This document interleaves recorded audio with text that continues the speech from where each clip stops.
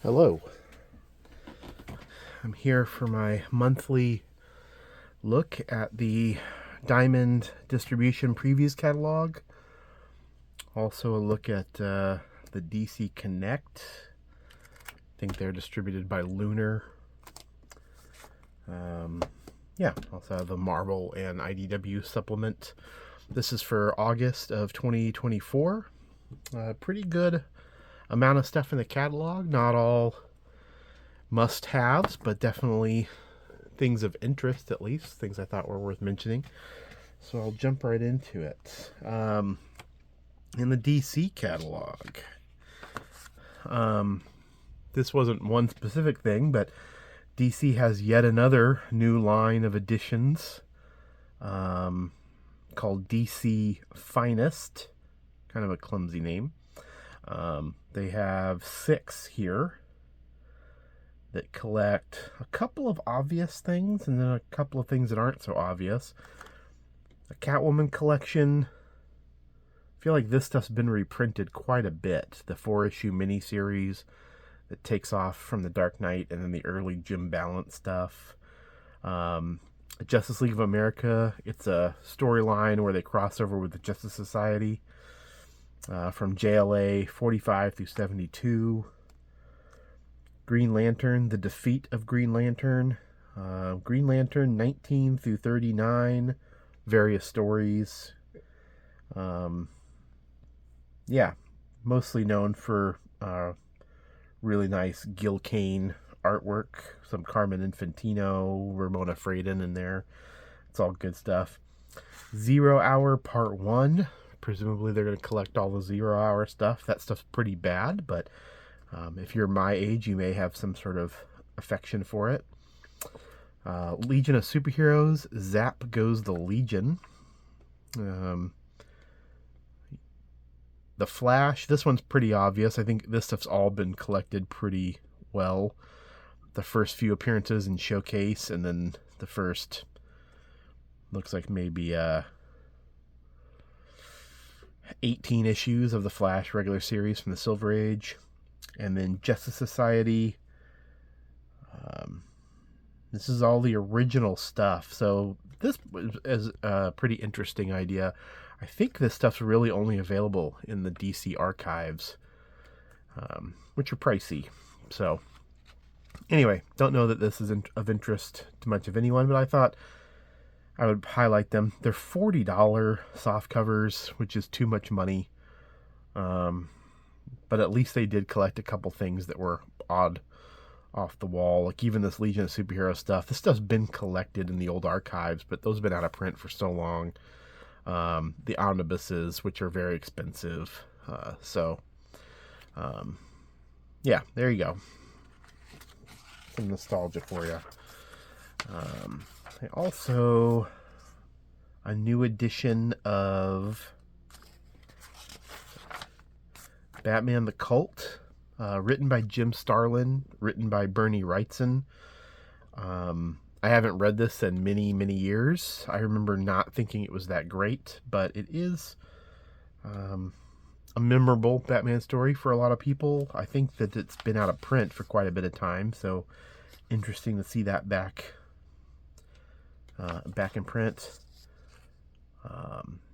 Here's something that hits my nostalgic funny bone. Deathstroke the Terminator. Omnibus, Volume 1. Don't know that I need an omnibus of this material at all, but I definitely read the first 2 or 3 years of this series. Marv Wolfman was the main writer, I believe. A lot of art by Steve Irwin, who just passed away a couple years ago.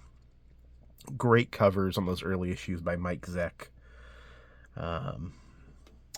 And then this one down here, Absolute Promethea, Book 1. It's just a new edition. This stuff's been printed in this format before, but I'm not sure how long it's been. And I think Promethea is one of Alan Moore's best comics, so I thought I would mention it. $100 is ridiculous, especially for something you're going to have to buy 3 books of. That said, it's pretty good stuff. So there you go. They get you coming and going. For Marvel, a couple things this month I thought were of interest. caveat, I just skip the single issues. I don't even look at them. Doctor Strange, Master of the Mystic Arts Omnibus, Volume 1. This is, I believe...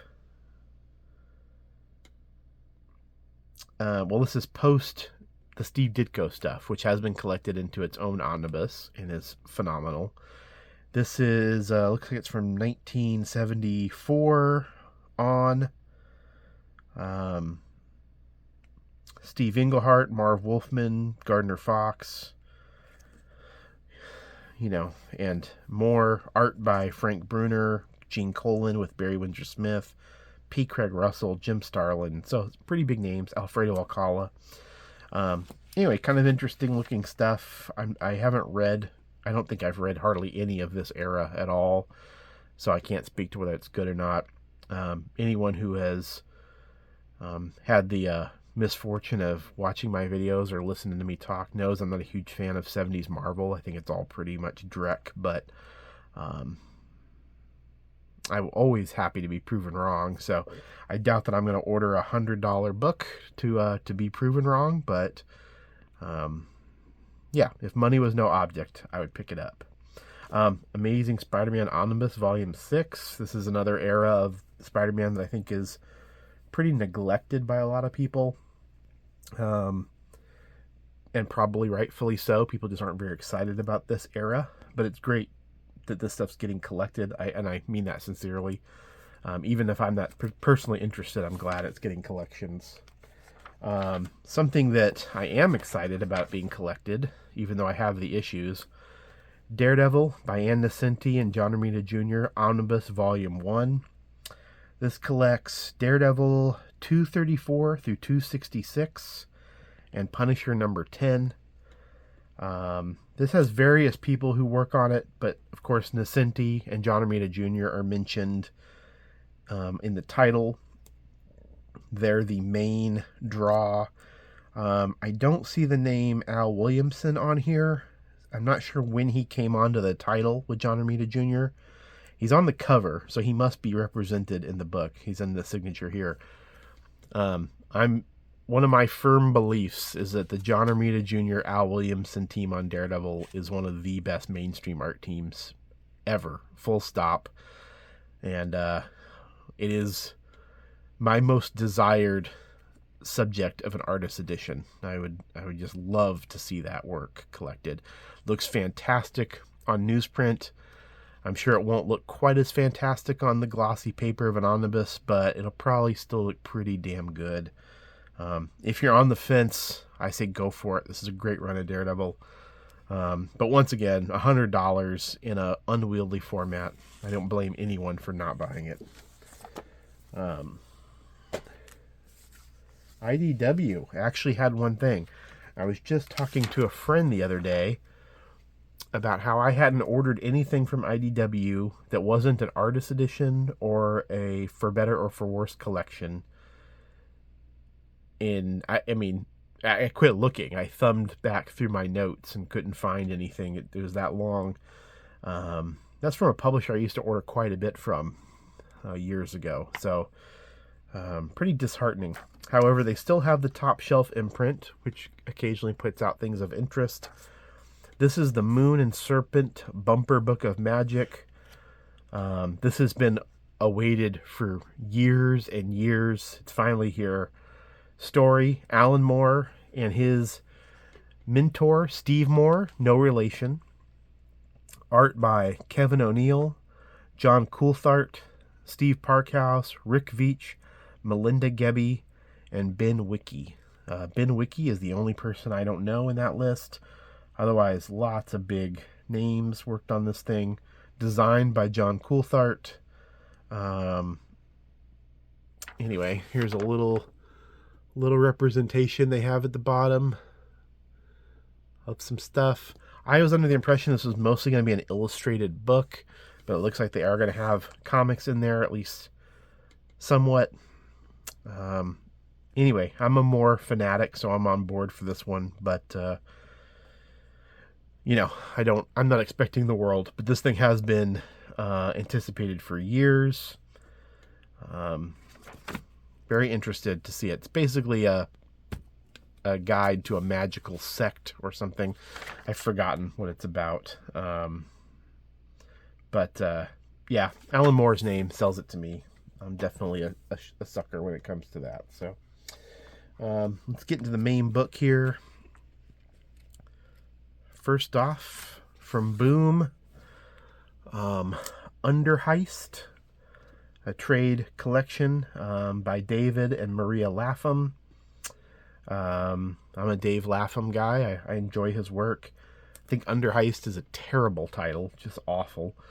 But I love David Lapham's work, and I'm definitely looking forward to a new book by him. Supernatural horror, yawn, but we'll check it out and we'll see what it's like. Over here is a Profane number 5 by Peter Milligan. I recently read the first 2 issues of this. This is the last issue, number 5, so it's 5-issue mini. I read the first 2 issues. They didn't blow me away, but Milligan always has at least a kernel of something interesting going on. The interiors by Raul Fernandez are frankly a little boring. But the main covers by Javier Rodriguez are all spectacular that I've seen. The first issue cover especially is fantastic. So anyway, worth checking out. I decided to buy it in singles because I knew I probably wouldn't want to spend the money on a collection. And so far, I'm not disappointed with that. Here's a publisher I pretty much never mention, Dynamite. This is an original graphic novel, hardcover, Last of the Gladiators.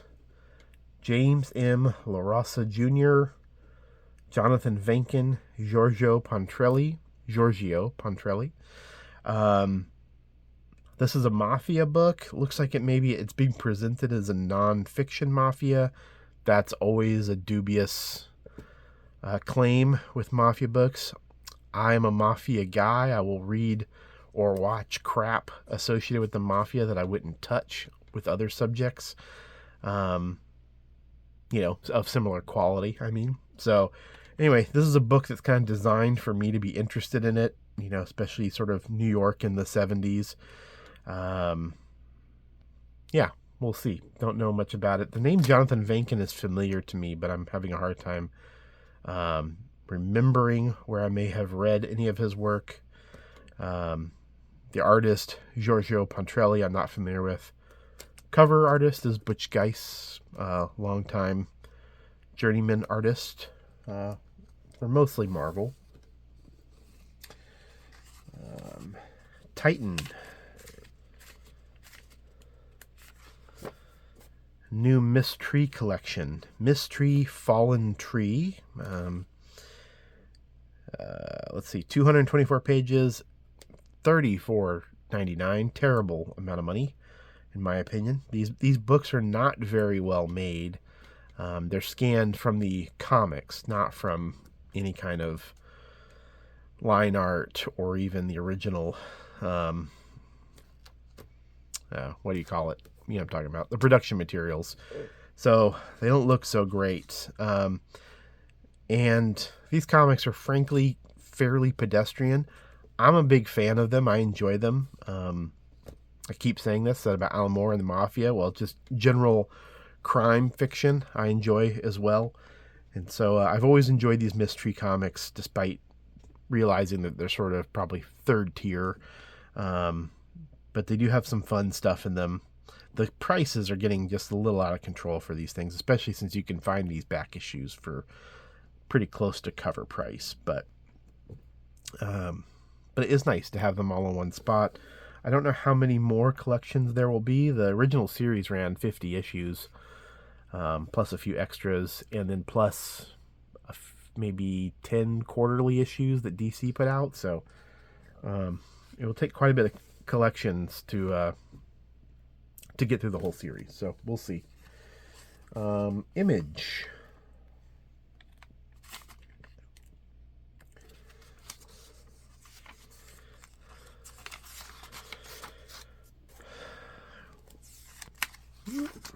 Sorry for that. Okay. G.I. Joe, A Real American Hero Compendium, Volume 1.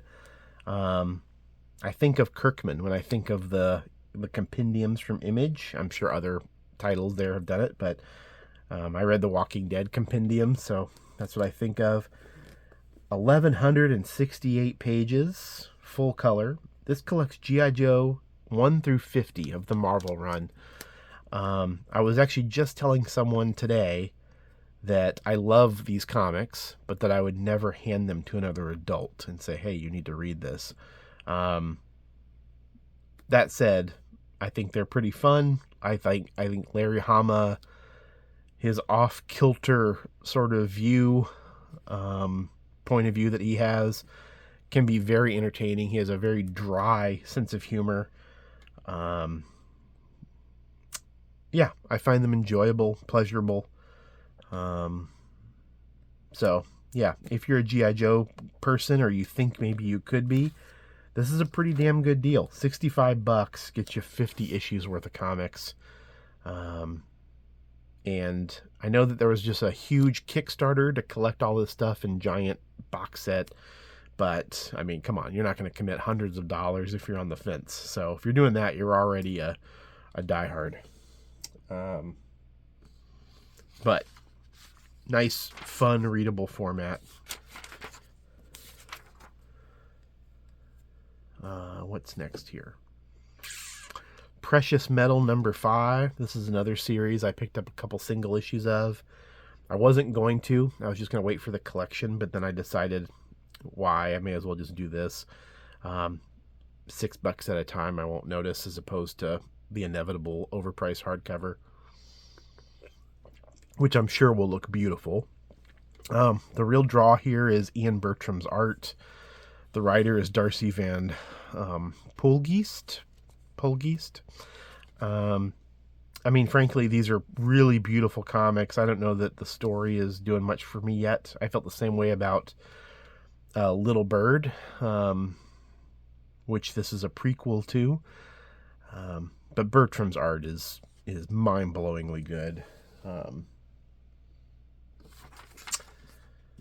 And of course, Savage Dragon number 274. It marches on. It never ends. From Dark Horse, Space Usagi, White Star Rising number 2. Anyone out there know if this is actually new material? Kind of hard to tell. It says each issue will also include a new 8-page short story by Julie Sakai and Stan Sakai. So just using the phrase "new short story" made me wonder: is the main book new or not? I don't know. It's really hard to keep up with Usagi nowadays with this new sort of mini-series format they're using. In my opinion, maybe it isn't hard for anybody else, but if this is original material, I will buy it in a collection when it comes out. Usagi forever. Also of interest to some, Space Circus hardcover by Sergio Aragonés. I've caught myself now. I've complained about pricing and value 10 times already. I'll do it again. This is a 4-issue series that is collected in a hardcover that I don't think anybody was asking for. $30. I'm just not really sure what the point of that is. You could probably track these issues down for $15 total. My comic shop. They're not easily available. I'm still missing a couple issues myself, but they are out there. You can find them. And I don't know. I love Aragonés' work. I love his artwork, and I'm glad stuff like this is getting collections, but that just seems a bit extreme to me. But then again, I'm sure it will be a lovely, well-made book. IDW, I already mentioned the bumper book, but I'll mention a couple of other things. Teenage Mutant Ninja Turtles, the Kevin Eastman covers, 2015 to 2019. This is probably not something I'm going to be too interested in. I really like Kevin Eastman. I like the Turtles. But these are the covers he did for the IDW series, 51 through 100, and then various spin-offs, which to me says there's probably a previous book like this that I have never seen. So anyway, probably a lot of fun, but I don't know that I'm too interested. But I thought I'd point it out because I like the Turtles, and I know a lot of other people do too, and especially when it has one of the original guys involved, it's kind of worth mentioning.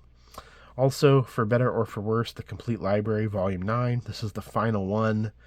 And so you're either interested in this or you're not. Probably most people aren't, but really good strip. Lynn Johnson was a wonderful cartoonist. Hell, Ink, and Water, The Art of Mike Mignola. This is the official hardcover catalog for the world-renowned artist Mike Mignola for his first New York gallery show, which is coming up in 2024, September through October, at the Philippe Laboun Gallery in New York. 64-page art catalog, 31 new watercolors, all scanned in the manner of the artist editions from the original art. Anyway, if you're a Mignola fan, this is going to be a must-buy. I'm not particularly, so it's a pass for me, but cool-looking book for sure, and there's a lot of diehard Mignola fans out there. I'm sure they will enjoy it.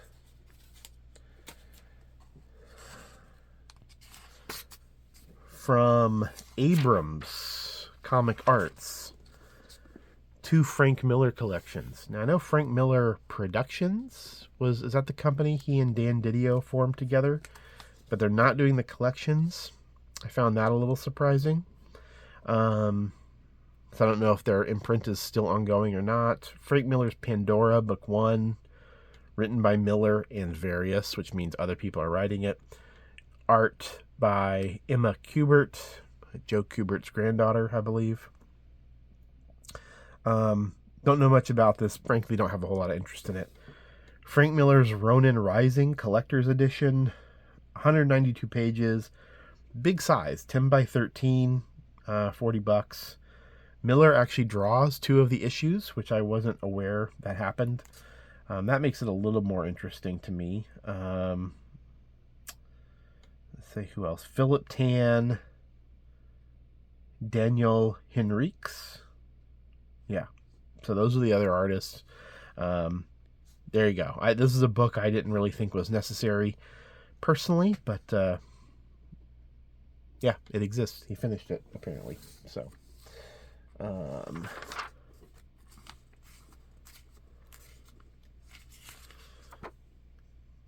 right. From a company called At Bay Press. This is a comic called The Cosmic Con, graphic novel, written and drawn by Ron Kasman. 140-page graphic novel. Toronto in 1970. Anyway, I mean, it looks like an alternative comics graphic novel.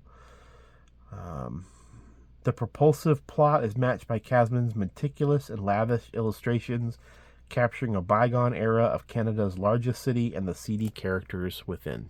So there you go. I don't know that this is something I'm going to order ahead of time, but I'm definitely interested.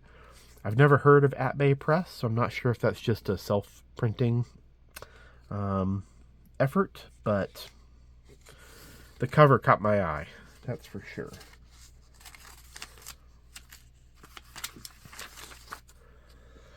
From Avery Hill, Adrift on a Painted Sea, written by Tim Bird. It says art by Sue Bird, but I'm thinking maybe Tim Bird actually wrote and drew the thing. And then it features paintings by his mother, Sue Bird. It's a mix of her paintings and Tim's comics depicting their relationship and her life from teenagehood to her struggle with cancer at the height of the COVID pandemic. So a standard sort of memoir comic. Anyway, I thought it was worth a mention. I don't know anything about it. Never seen anything from it, but did catch my eye a bit. From Bloomsbury. This is not a comic. Warning. This is a novel. The Great Win. A long London novel. Written by Alan Moore. Looks like this is going to be the first novel in a series. A Long London is the name of the series. And, yeah, so new novel by Alan Moore. I think he's in full prose writing novelist mode at this point. I have not read Leviathan personally.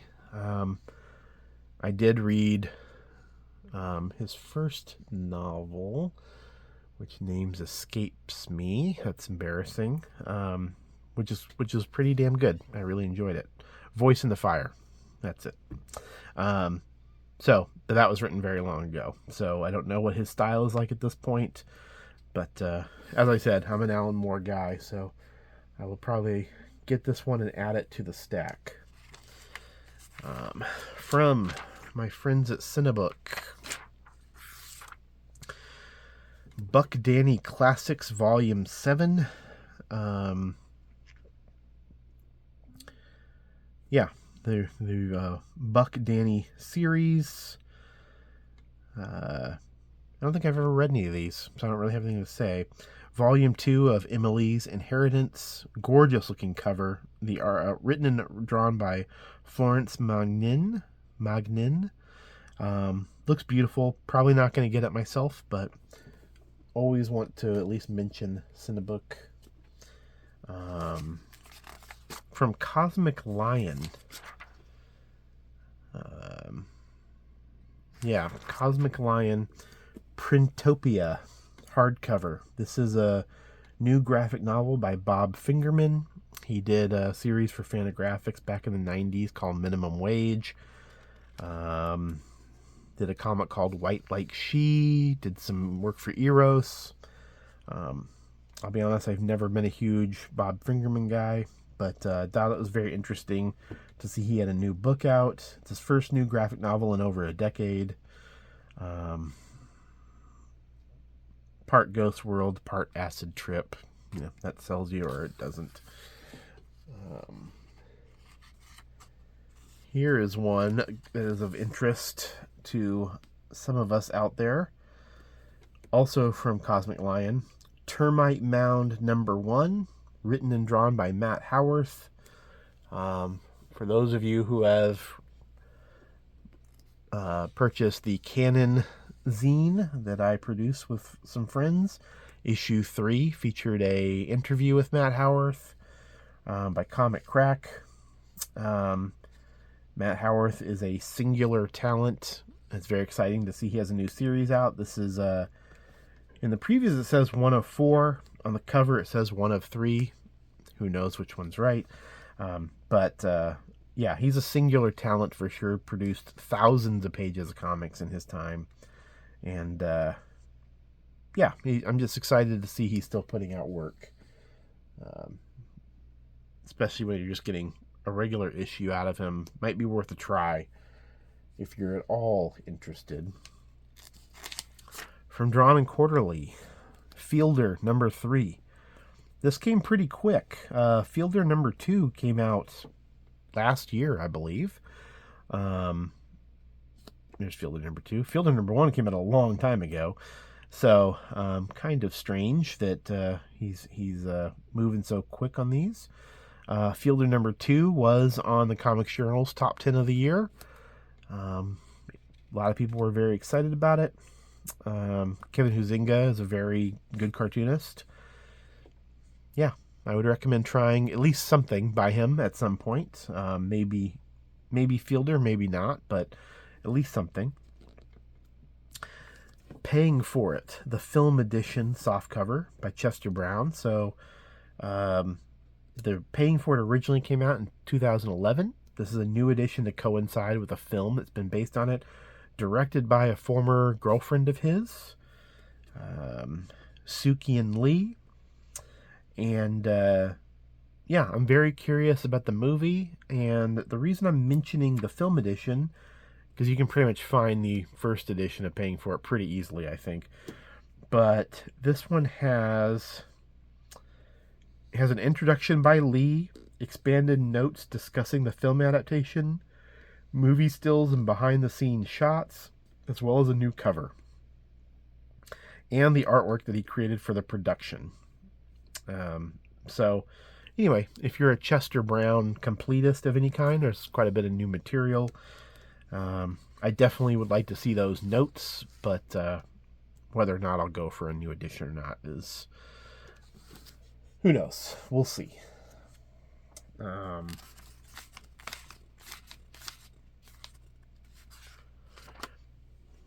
From Enchanted Images Incorporated, not a concern that I'm familiar with.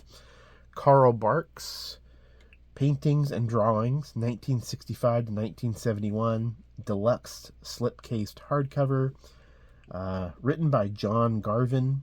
Of course, the art is by Carl Barks. So this is basically right after he was done making Duck comics for Disney, and he then began painting full-time. Looks like in those 5 years he completed over 179 paintings.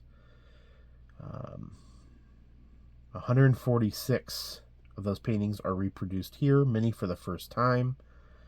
So, kind of interesting. Includes more than 30 essays examining important themes, individual paintings, and his evolution as a painter. It's pretty interesting. So, said it was previously solicited, but I missed it the first time around. Yeah, pretty interesting because it does fill in a gap in his life. There was a period where he had quit doing the Duck comics and nobody knew who he was. His name wasn't signed to anything. It was all just signed Walt Disney. So eventually fans of the good Duck artist figured out who it was, tracked him down, and he would spend years later making very beautiful oil paintings of featuring Uncle Scrooge, Donald Duck, and the nephews. Those are all gorgeous. I think there may have been a collection of those at some point, but I'm sure it goes for an ungodly amount of money at this point. So anyway, I don't know how interesting these actually are, but I do think that the existence of the book is interesting. All right, from Fantagraphics. The Atlas Comics Library number 4, War Comics, Volume 1. Has work from Gene Colan, Joe Maneely, Russ Heath, et al. Anyway, without seeing this stuff, it's hard to know how good the stuff is, but some great names there for sure. Love Russ Heath. Joe Maneely and Gene Colan are great. So these are pretty well-made books. Whether or not they are of interest to you probably depends on your interest in this period in comics history or the artists included. I don't know that the stories are too much to write home about. Here is something to write home about. Sunday by Olivier Schrouwen. That's my attempt to say his name. Hopefully it's pretty close. I've raved about him before whenever I've had the chance. I think he's one of the best cartoonists working in the world. No caveats to that statement, just one of the best cartoonists working. This was released in sort of, you wouldn't call them single issues, but basically in 4-part little compilations, in English at least. I don't know how it originally appeared. I'm trying to remember where the hell he's from. Of course, it's not going to say. For some reason I thought he was Dutch or Belgian. Either way, Sunday is phenomenal. I think it's the book of the year. Of course, something could come along that would knock that out, but having already read the pieces, it's hard to imagine this not being the best book of the year. It's phenomenal achievement. Frankly, I haven't ever read anything by him that I didn't think was pretty damn near excellent. I think he's just a fantastic cartoonist. Here's a couple of available books by him. Parallel Lives that he wrote and drew, Portrait of a Drunk, that he drew and was written by the team of Rupert and I forget the other guy's name. Anyway, Portrait of a Drunk. Phenomenal book. So anyway, if you ever see anything by him, try him out. If you have the means to try out Sunday, I think you should. It's fantastic.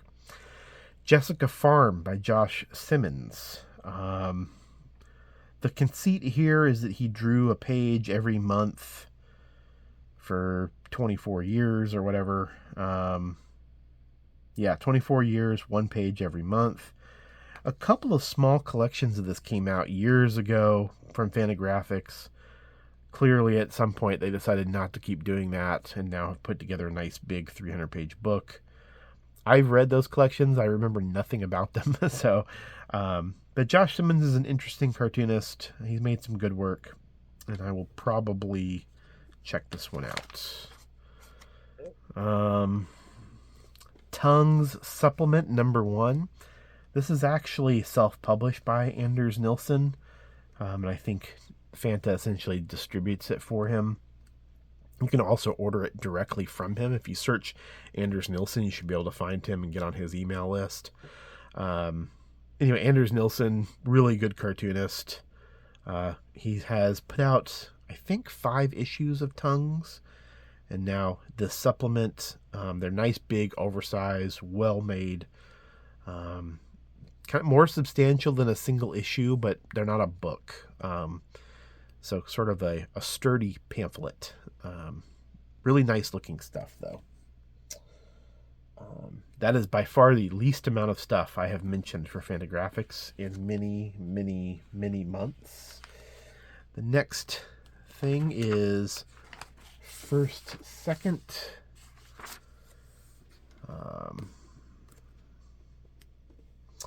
Thought I'd mention this. Squire and Knight, Wayward Travelers, Volume 2. Squire and Knight, Volume 2, Wayward Travelers, by Scott Chandler. I haven't read the first Squire and Knight. I haven't read much by Scott Chandler, but I've read a couple things.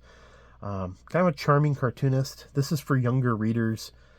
But yeah, he has a charming style. He's done some historical fiction. Interesting cartoonist. Tegan and Sarah, Volume 2, Crush, written by Tegan and Sarah Quinn, who I don't have much interest in, but art by Tilly Walden, so I thought worth a mention.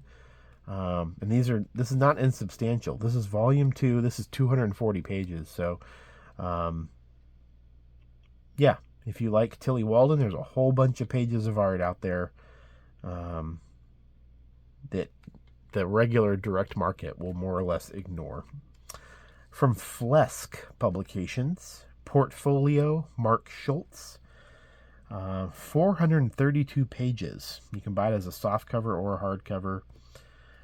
This essentially collects his personal works and private commissions from 2005 through 2012. Mark Schultz, famous for the series Xenozoic Tales, which was turned into the cartoon Cadillacs and Dinosaurs. Has a real classic, Alex Raymond style. Really beautiful work. So anyway, I thought it was worth a mention. From Gallery, a company I'm not familiar with, Origins of Marvel Comics. This is a reprint of the original Origins of Marvel Comics for its 50th anniversary. I imagine most comic readers of a certain age are familiar with this book and the subsequent line of books that came out from Fireside Books. I had this and its sequel, Son of Origins of Marvel Comics, as a kid. I think my dad found them in a used bookstore for me. Once upon a time, you could buy these books for absolutely nothing. Now they go for premium collector prices. So you can buy this in softcover or in a deluxe hardcover. No idea how they're going to be presented. The originals are presented on really nice paper. Really nice for showing off the old newsprint art. And it includes some great stuff in there. Work by Jack Kirby, Steve Ditko, John Romita, Marie Severin. You can see on the cover, Hulk, Fantastic Four, Doctor Strange, Spider-Man, Namor, Thor. anyway, these were sort of foundational texts for me. You know, as you grow up, you realize that Stan Lee was pretty much a liar and claiming a bunch of credit he didn't deserve, and propagating a mythology that's almost complete horseshit. But I still really enjoyed the hell out of the book when I was a kid. So I would prefer adults read these things so they can discern from fact from fiction a little easier. But interesting to see it's getting reprinted. I wonder if they're going to try to reprint all the others. Yeah, like I said, they go for premium prices now. But they are charming books for sure. Humanoids. This is just an offered again page, but I thought I would mention it just because it has some Mobius on here.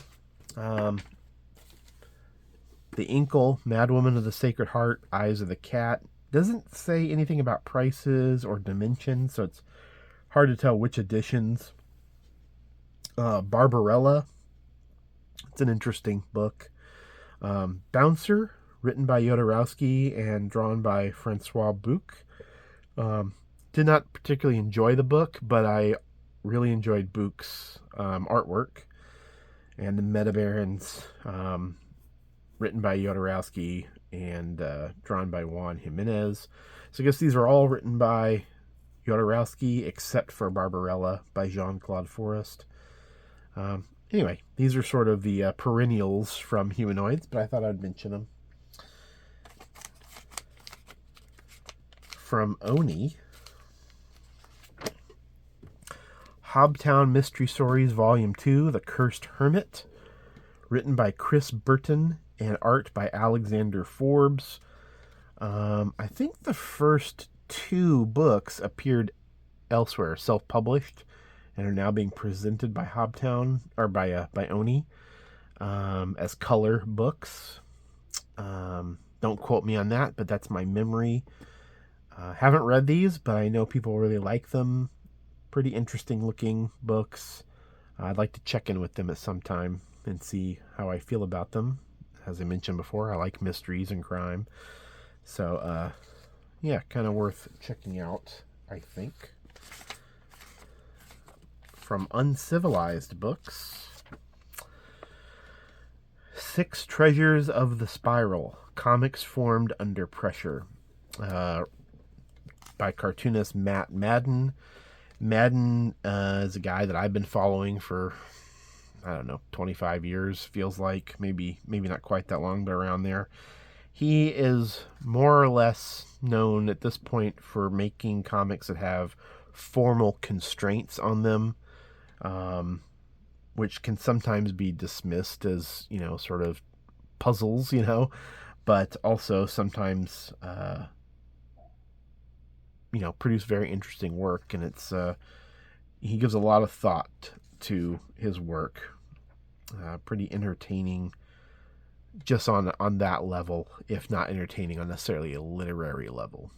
But anyway, I will, this is a book I'm interested in, and yeah, I think he's always put out work that you don't get a lot of in English.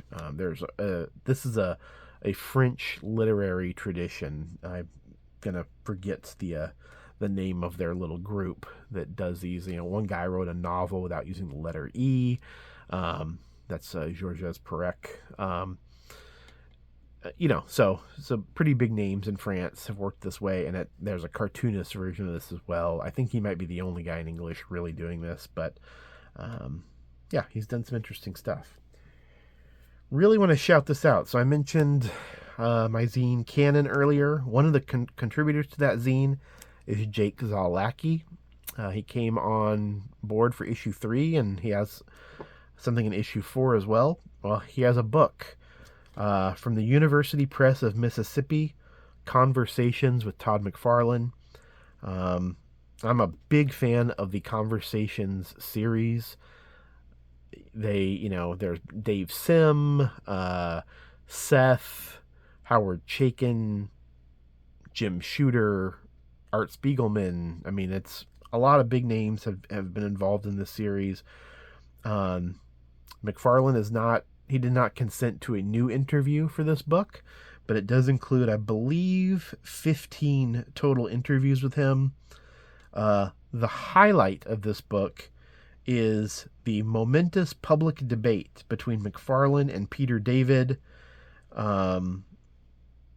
his former collaborator on The Incredible Hulk, and at the time, in 1993, one of the most popular writers in comics. They did a debate at Comics Fest, moderated by George Perez. It was standing room only. McFarlane came in wearing, boxing shorts, had cheerleaders primed to dance for him. Just a amazing event that you could not imagine happening now because not enough people would care. But at the height of the image revolution, a lot of people cared, and made for some interesting stuff. I distinctly remember reading that transcript of that interview as it came out, either in Comics Buyer's Guide or in the Comics Journal. I can't remember. Probably the Comics Buyer's Guide, where Peter David was a columnist.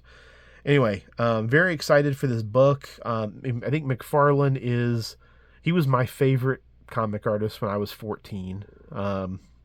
And obviously those feelings have mostly faded. But I've always been interested by the guy. I still like his Spider-Man work quite a bit. And he's an interesting figure in comics history, no doubt about it. And so that he makes for a good interview. And I'm very excited that someone that I have had the pleasure to get to know a little bit, Jake Zalacki, working on this. He doesn't get named here in the solicitation, which is bullshit. But luckily, on the cover, edited by Jake Zalacki. That's awesome. So looking forward to checking that out. And I'm hoping to talk to Jake about the process of making this book for Canon number 5, which will appear at some point in the future. One last book that I want to mention. It's a previously mentioned book, but in a different format.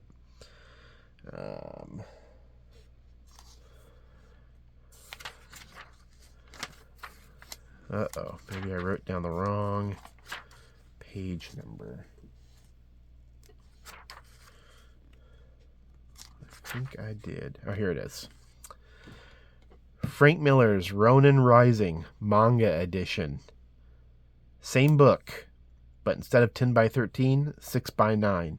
Instead of $40, $12.99. The original, or the regular deluxe edition book.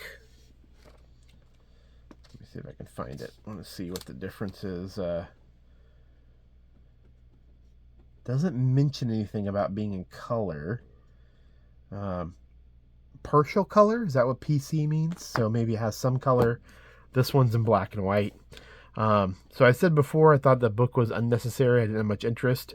I may have interest in the manga edition. It might be cheap enough. I might take a look at it.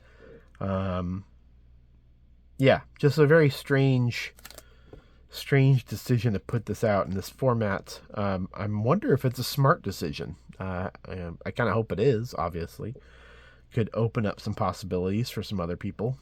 But yeah, so from Abrams Kana imprint, which is their manga imprint. Frank Miller's Ronin Rising, the manga edition. And that's it for this month's previews. If I missed something you think was of interest, yell at me in the comments. If you have anything to say about anything I mentioned, say that too. That'd be great. Otherwise, I will see you guys later. Thanks.